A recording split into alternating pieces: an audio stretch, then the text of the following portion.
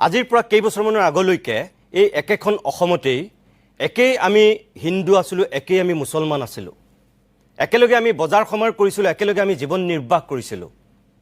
কিন্তু এতিয়া অখিলৰঞ্জন দত্ত ডাঙৰীয়াই যিটো কথা কৈছে, এই গুৱাহাটীত এতিয়া কোনোবা হিন্দুৰ ঘৰত মুছলমানক ভাড়া নিদিয়ে, কোনোবা মাটি কিনিবলৈ গ'লে মুছলমানক মাটি বিক্ৰী নকৰে।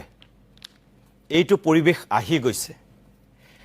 বহিৰাগত বিদেশীৰ পৰা অকল বিদেশীৰ পৰা বাংলাদেশী, হিন্দু বাংলাদেশী, মুছলমান বাংলাদেশী, আৰু এতিয়া বাংলাদেশীৰ পৰা হৈ গৈছেগৈ মিয়া ২৬ত। ৩১ত যদি এই মিয়া কেনেবাকৈ সম্পূৰ্ণৰূপে মুছলমানলৈ গুচি যায়।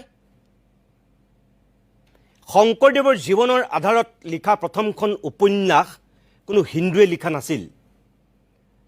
শংকৰদেৱ অসমীয়া জাতিৰ আত্মা প্ৰাণ। শংকৰদেৱৰ জীৱনৰ আধাৰত লিখা প্ৰথমখন উপন্যাস ছৈয়দ আব্দুল মালিক ছাৰে লিখিছিল। ছৈয়দ আব্দুল মালিক ছাৰ এগৰাকী মুছলমান, ইছলাম।